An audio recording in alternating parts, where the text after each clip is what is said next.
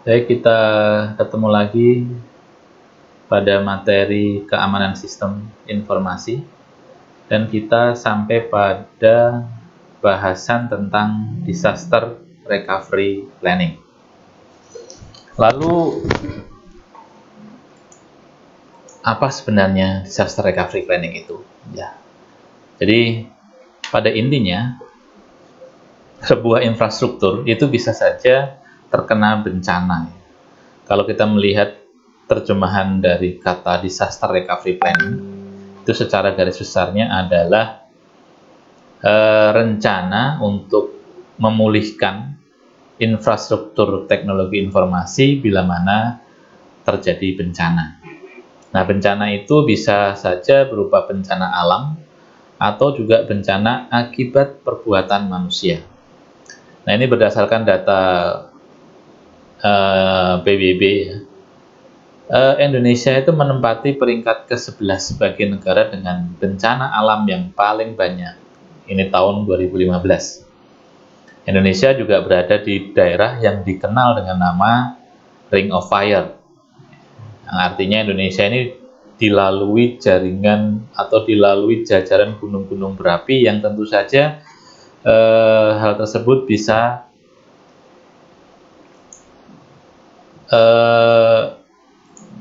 sangat mengganggu dalam melaksanakan aktivitas kegiatan di Indonesia.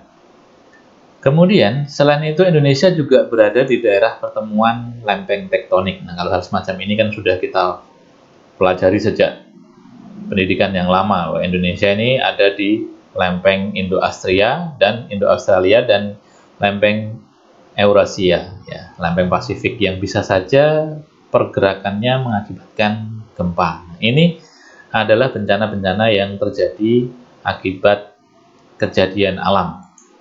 Nah, pengertian DRP atau Disaster Recovery Planning itu sendiri adalah sebuah dokumen yang berisi serangkaian prosedur untuk melindungi dan mengembalikan infrastruktur jika terjadi bencana. Ya, konsepnya seperti itu.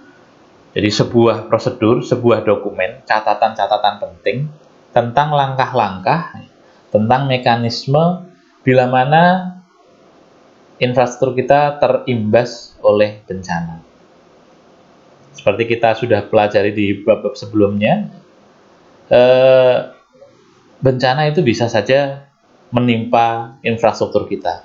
Agar jangan sampai efeknya itu menjadi sangat besar, ya, efeknya bisa sangat mengganggu, maka kita harus mempersiapkan langkah-langkah strategis yang akan kita gunakan sebagai panduan manakala bisnis kita terkendala oleh adanya bencana.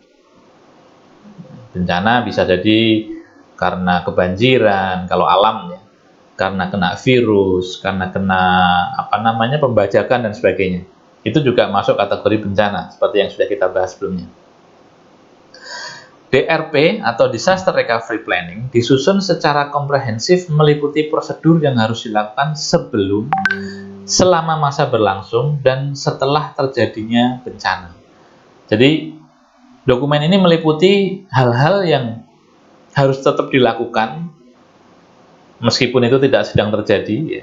Kemudian pada saat terjadi bencana dan bagaimana action yang harus dilakukan setelah terjadinya bencana. Di dalamnya memuat tentang pemulihan data, pemulihan aset, dan fasilitas-fasilitas teknologi informasi yang terimbas oleh adanya bencana tersebut. Yang melatar belakangi pembuatan DRP ini adalah tadi, bahwa bisnis itu tidak mungkin terhindar dari bencana, apalagi kalau Anda sudah berinteraksi dengan jaringan.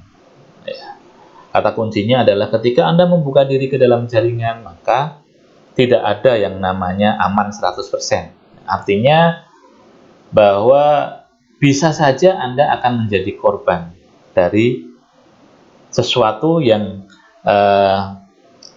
bisa merusak infrastruktur Anda, dan ini bencana. prosedur DRP itu setidaknya digunakan untuk meminimalisir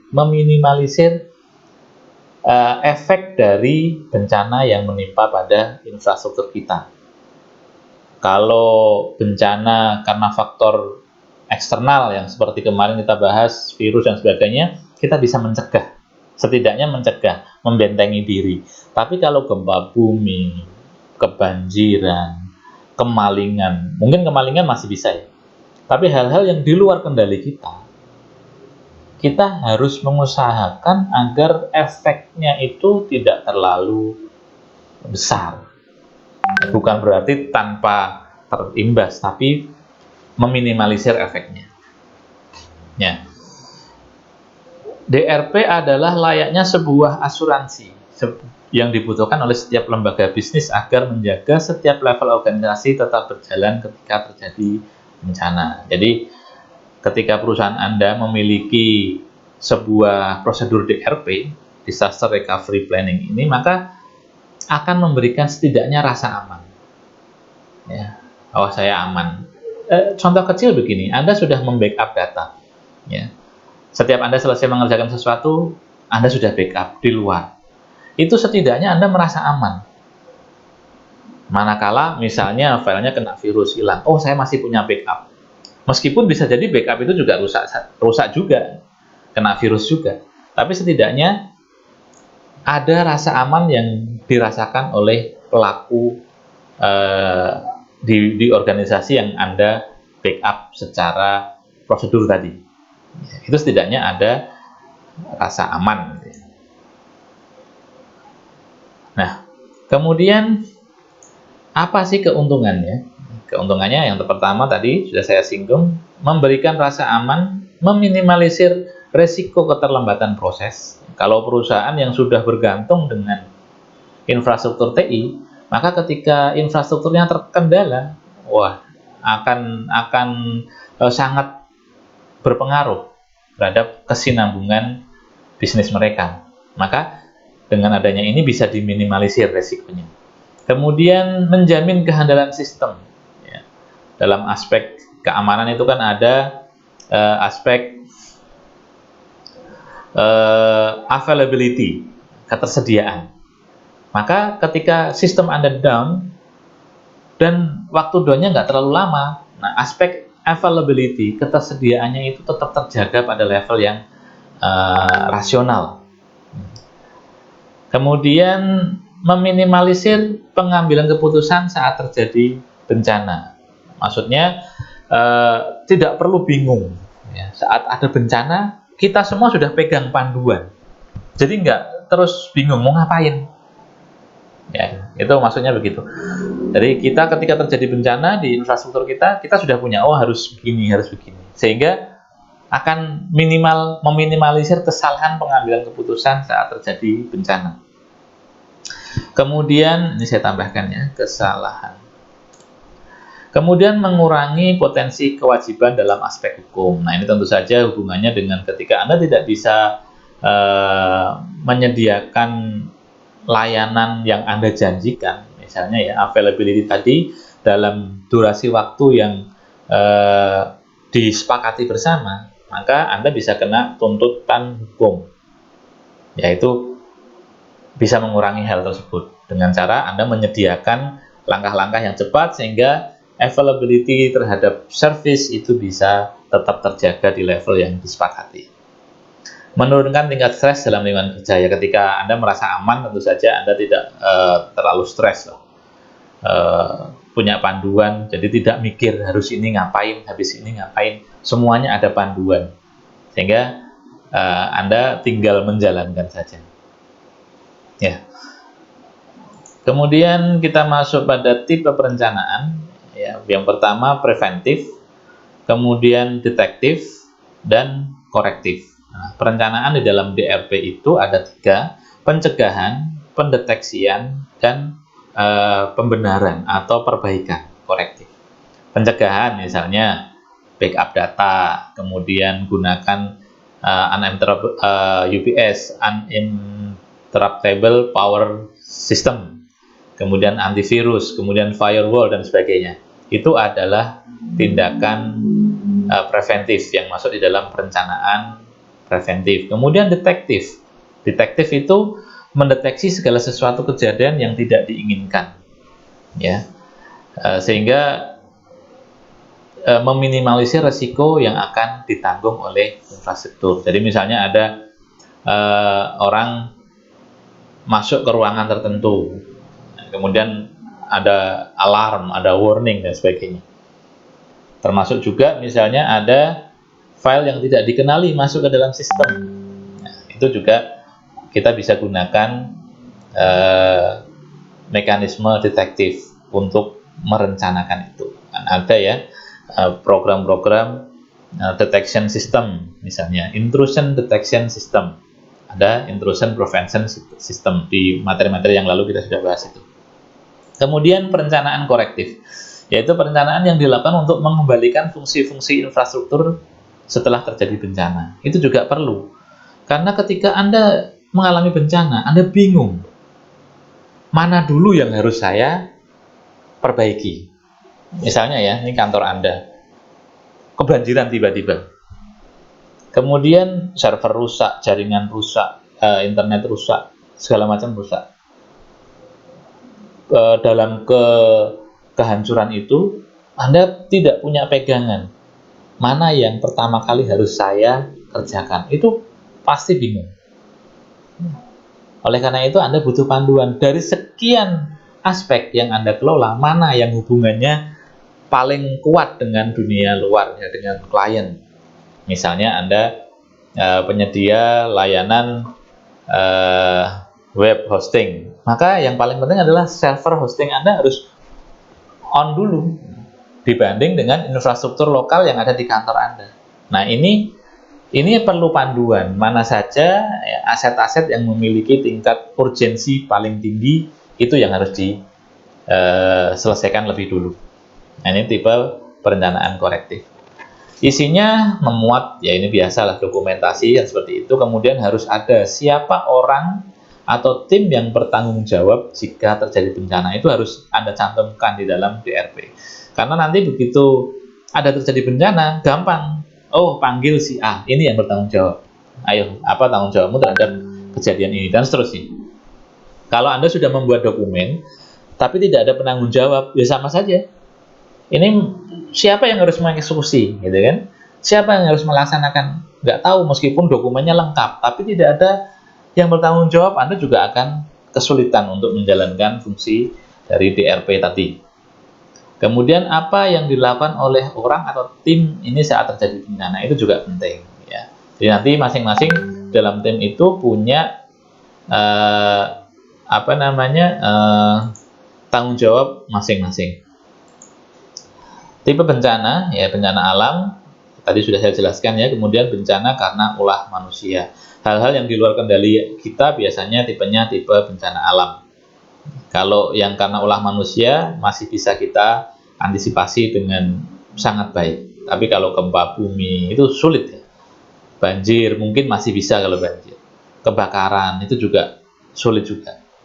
Meskipun ada yang bisa Anda lakukan, tetap ada yang bisa Anda lakukan untuk menyelamatkan infrastruktur TI-nya.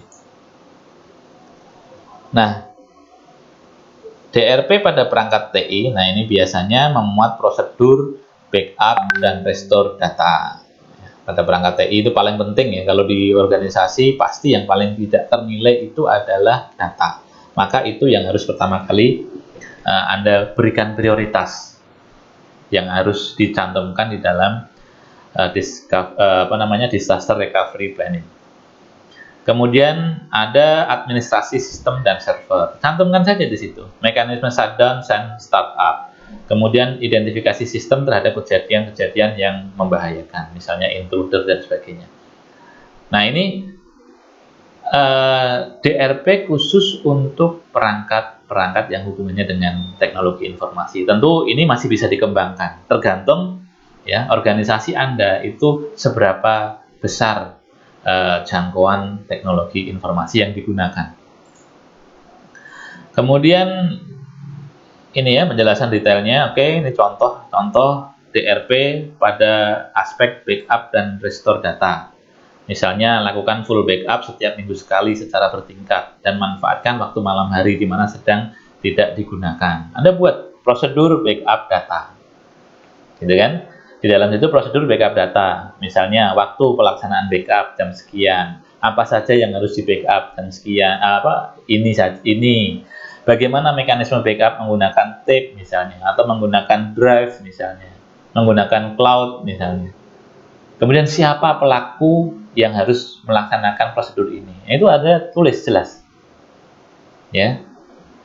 Kemudian gunakan media yang terpisah, misalnya menggunakan tape, media tape yang untuk backup, atau misalnya di burning ke CD atau disimpan ke, ya itu adalah mekanisme-mekanisme yang harus Anda cantumkan ketika Anda membuat DRP untuk proses backup dan restore data. Ya, atau mungkin yang terakhir ini lakukan backup protection. Nah, backup protection ini biasanya data transaksional, data itu ada transaksional ya. Hari ini misalnya ketika sudah ini memasuki tanggal 11 misalnya ya, 11. Maka besok tanggal 12. Ya sudah, yang 11 dianggap sudah tidak terpakai lagi. Kita gunakan data yang tanggal 12. Nah, besok tanggal 14 dan seterusnya. Yang sudah tidak terpakai tergantikan dengan yang baru bisa Anda hapus. Ya, Anda bisa gunakan periode waktu ya, bulanan untuk menjaga agar data itu tidak terlalu besar dan data itu tidak redundant atau bertumpuk-tumpuk. Nah, itu juga nanti bisa Anda praktekkan ketika Anda membangun sistem. Itu juga data transaksional itu jangan dijadikan satu. Kalau Anda membangun tabel misalnya. Tabel yang sudah berlalu, misalnya sekarang ini bulan Juni, maka bulan Mei, semua transaksi bulan Mei harus Anda keluarkan dari tabel transaksional aktif. Sehingga datanya tetap slim, prosesnya tetap cepat. Nanti ketika data itu dibutuhkan lagi, bisa Anda panggil melalui prosedural. Tanggal berapa? Oh, tanggal yang sudah lewat periode, maka Anda ambil data-data backup yang lama. Tapi data yang paling cepat atau data transaksional saat ini itu yang beredar, ya data yang sedang di periode aktif saja. Nah, itu contoh saja. Contoh bagaimana Anda memperlakukan database. Kemudian juga ada contoh administrasi sistem dan server. Ini contoh-contoh saja sehingga Anda nanti bisa yang pertama Anda lakukan adalah menginventarisir. Kemarin sudah ya, kita sudah singgung objek-objek vital apa yang ada di dalam organisasi Anda. Dari objek vital itu, misalnya, server itu vital. Server itu kan masih sistem, bagiannya masih banyak. Nah, yang harus dilakukan dengan server masih banyak. Ya. Apa yang harus dilakukan? Yang sifatnya harian, mungkin yang sifatnya mingguan, yang sifatnya bulanan, atau yang mungkin sifatnya tahunan. Nah, itu Anda jelaskan. Server ini setiap hari misalnya, harus di-backup datanya. Tapi untuk pembersihan secara fisik misalnya ya, karena server kalau Anda nggak bersihkan juga, itu usianya juga makin pendek. Misalnya dari debu, dari kotoran. Cukup lakukan misalnya sebulan sekali, 6 bulan sekali. Misalnya ruangan Anda tertutup, AC tentu saja ya, server. Biasanya cenderung lebih lama tidak kotor. Tapi tetap harus Anda jadwalkan bahwa ini harus di-maintenance. Berapa lama sekali. Objek-objek vital ini harus Anda masukkan di dalam penyusunan disaster recovery planning-nya. Nah, ini juga contoh bagaimana cara shutdown, bagaimana cara startup. Server tidak boleh langsung di shutdown ya. Kalau Anda biasa mengoperasionalkan server, itu kalau mau di shutdown pasti ada pertanyaan-pertanyaan. Kenapa di shutdown? Gitu kan? Ada masalah apa? Hardware kah? Install baru kah? Jadi server memang didesain untuk tidak pernah mati. Jadi kalau mati itu aneh, maka mereka akan bertanya. Servernya akan bertanya, kenapa dimatikan? Nah, itu ada prosedur-prosedur yang harus Anda buat di dalam menyusun disaster recovery planning. Ingat ya, DRP ini tidak harus terjadi. Nah, seringkali kita ini lalai karena aktivitas rutin, karena ini hanya istilahnya asuransi. Asuransi itu kalau Anda kan nggak ingin terjadi. asuransi kecelakaan. Pasti meskipun Anda bayar bulanan, Anda nggak pengen terjadi kecelakaan. Nah, logikanya seperti itu. Meskipun Anda lakukan setiap saat, backup setiap hari, Anda jangan pernah berpikir bahwa ngapain tak backup, selama ini juga baik-baik saja. Ya, tidak pernah kena virus kok, aman-aman saja. Jangan sampai suatu saat nanti begitu Anda kena bencana, Anda bingung. Karena mengabaikan proses harian rutinitas yang harus dilakukan. Mungkin memang menjemukan ya, ini terus backup terus. Tapi itu adalah asuransi sistem Anda. Jadi harus diikutin, nggak boleh terus kemudian karena nggak pernah terjadi masalah, sistem baik-baik saja, sudahlah nggak perlu abaikan. Pada saat itu bahaya mengancam. Ya, jadi konsepnya begitu. Konsepnya adalah seperti asuransi. Ya, Anda tentu tidak berharap terjadi kecelakaan, tidak berharap Anda sakit, tapi Anda melakukan pembayaran premi setiap bulan. Sama seperti ini, prosedur-prosedur yang harus Anda kerjakan di dalam disaster recovery planning. Meskipun Anda tidak pernah mengalami bencana, tetapi itu tetap harus dilakukan. Nah, itu adalah cara berpikir dalam disaster recovery planning. Ini tadi ya, perangkat-perangkat TI yang mempunyai fungsi vital itu contohnya ERP system. ERP, Anda tahulah, SAP misalnya contohnya, itu juga ERP. Nah, ini nyawanya organisasi berbasiskan TI ya. Jadi misalnya manufaktur yang menggunakan software ERP, itu semuanya akan mengacu pada program itu. Nah, itu artinya program ERP di perusahaan itu sangat vital. Ya, sangat vital. Anda bisa menganalisa mana ya ketika perangkat TI ini tidak tersedia, perusahaan ini nggak bisa beroperasional. Nah, itu artinya berarti vitalitas dari perangkat TI itu tinggi. Semakin tergantung, semakin tinggi. Nah, Anda buat itu, ya, buat itu sebagai prioritas, urutan prioritas. Mana yang kira-kira tanpa perangkat itu organisasi akan terkendala. Kemudian server domain controller ini juga penting. Domain controller ini pengendali domain, pengendali jaringan. Kemudian storage and application server ini juga sangat vital karena ada hubungannya dengan data yang kita simpan. Data itu tentu saja tidak ternilai harganya ya. Maka biasanya akan rutin, ini melakukan backup ini akan rutin. Dia paling lambat itu sehari sekali. Kemudian network communication komponen, ini jaringan. Kalau Anda perusahaan yang memang misalnya menerapkan SCM gitu ya, supply chain management, maka jaringan ini juga menjadi objek vital. Dan voice communication, ini penting. Voice juga penting karena untuk menjaga komunikasi antar satu dan lain bagian tetap terjaga pada saat terjadi bencana. Ya, itu adalah perangkat-perangkat TI yang memiliki fungsi-fungsi yang vital bagi perusahaan. Tentu itu disesuaikan dengan perusahaan di mana Anda akan membuat DRP-nya.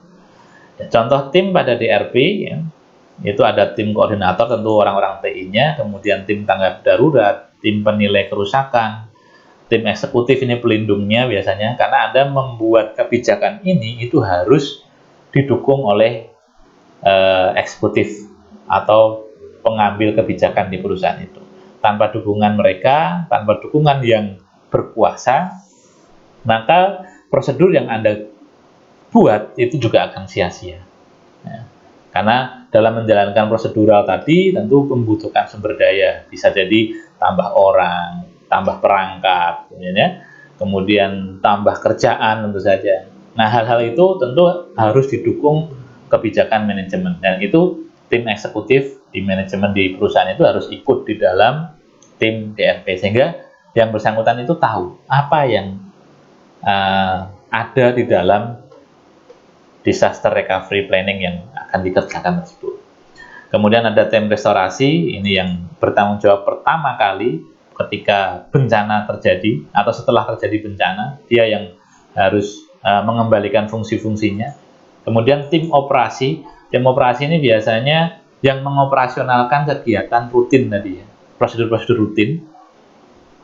Tim dukungan pelanggan, nah ini kalau ada hubungannya dengan pelanggan, misalnya bagaimana mengkomunikasikan kejadian yang ada, yang kita nih ada bencana dan seterusnya kepada pelanggan yang berhubungan dengan perusahaan kita. Dan yang terakhir, tim penyelamat ini setelah terjadi bencana, mereka yang akan melakukan penyelamatan bila mana terjadi kerusakan-kerusakan di dalam data yang terjadi menjadi korban bencana tadi. Oke, nah ini adalah contoh respon bencana, nanti Anda bisa baca sendiri ya. Ini contoh-contoh bagaimana menyusun disaster recovery planning. Tentu saja ini hanya garis besar, yang ingin saya sampaikan adalah hal seperti ini itu setidaknya harus ada di dalam pikiran Anda. Ketika Anda adalah seorang manajemen information system yang tidak hanya berurusan dengan coding, masuk ke ranah manajemen, maka ini harus Anda pikirkan dan Anda prioritaskan di dalam pekerjaan yang Anda lakukan. Oke, itu yang bisa saya sampaikan.